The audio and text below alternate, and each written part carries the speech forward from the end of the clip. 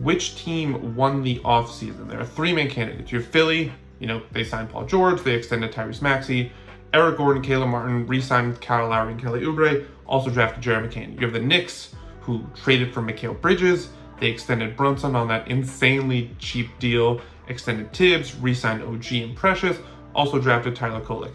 And then you have the Thunder, who made that incredibly improbable trade for Alex Caruso, brought in Isaiah Hartenstein in free agency, and then also extended Isaiah Joe. So which one of those three won the offseason? If there's a trophy for it, who gets the trophy of the ultimate offseason winner? I don't think it's the Knicks, because I think as much as the Knicks did this summer, they also lost a big piece in Isaiah Hartenstein, and so that has to be factored into the consideration. So it's between OKC and Philly, and it's weird because I think Philly made the biggest move in bringing in Paul George, but I think my answer is still going to be OKC as the ultimate winners of the offseason, because it's the moves that they made, but also just like how they were able to do them. Okay, basically here's my logic, right? OKC, number one seed during the regular season, loses in the second round. They come into the offseason, and I don't know about you, but like I didn't necessarily expect them to make so many moves. I know they had the cap space, and obviously they have all those draft picks, but like part of me just sort of felt like, okay, yes, it was a disappointing finish in a sense, but they're super young. Like they could just run this team back and naturally be better than they were last season, just on the sheer development of like a Jalen Williams or a Chet Holmgren.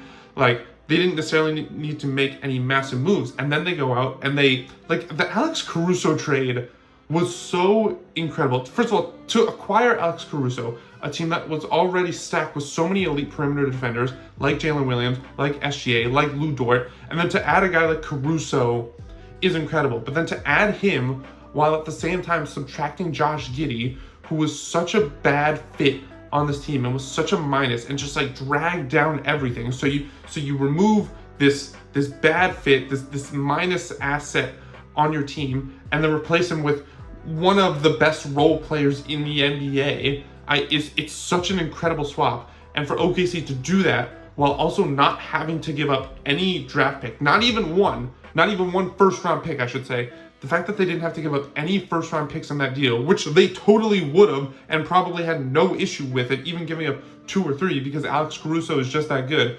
To do that deal straight up, Alex Caruso for Josh Giddey, I think the OKC might have given up a second round pick or 2. It's so improbable. Like I think if they had just added Alex Caruso while still having Josh Giddey, like okay, that would have been one thing, but like to literally swap them out. And now you don't even have to worry about, oh, what are we going to do with Josh Giddey? Because I do think it was always awkward with him, where it's like he was part of the future top 10 pick, and he did show promise at first, but then he just felt like this awkward guy who they needed to play just because like he felt like he was part of the core and now he's not. But now like you just get rid of him completely and replace him with literally one of the best complementary pieces, two-way complementary pieces in the NBA. It was just incredible.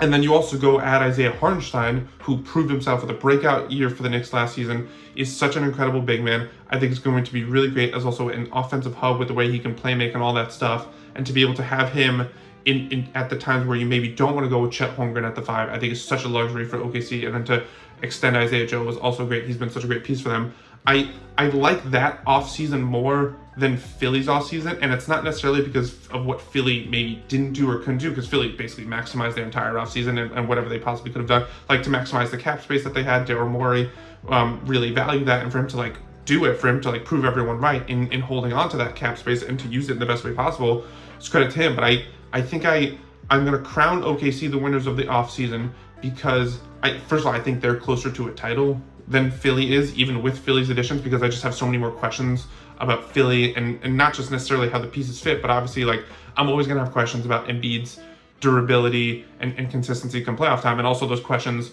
apply to Paul George as well. So like those questions can't necessarily be answered in the offseason, but like with OKC, it's just, you just felt like to be the number 1 seed and to still have so much room to grow internally, and then to just add these like incredible pieces who fit so well and who are going to make, like these weren't just moves like on the margin moves, like hey, let's improve like our backup point guard situation or something like that. Like no, these are substantial moves. Like both Hartenstein and Caruso could be on the court, and probably will be on the court at the end of a close playoff game or multiple close playoff games to make those additions to a team that was already so good, that already had so much promise. Just like and to give up such, again, like so Hartenstein was used with the cap space, and then Alex Caruso to literally just be able to give up your worst, most questionable, awkward fit asset without even having to attach a first-round pick to it, and to bring in this incredibly perfect fit complementary piece on the perimeter. It's just like, for a team that didn't really need to have to do anything, they could have just run it back and gotten better because of the improvement of their young guys. But then to add these perfect fit role players and having to relinquish such minimal assets to do it, just cap space and literally your worst, like this awkward guy who you would have loved to get rid of anyway in Josh Giddey, for the Thunder to do that, and now like even more legitimize their chances at a championship, which were already very real last year despite their youth. It's just like they won the offseason. They did. It's incredible. They're winners. I don't know. What do you think? Is it OKC? Is it Philly? Is it New York? Is it maybe another team that I'm not thinking of? What do you think?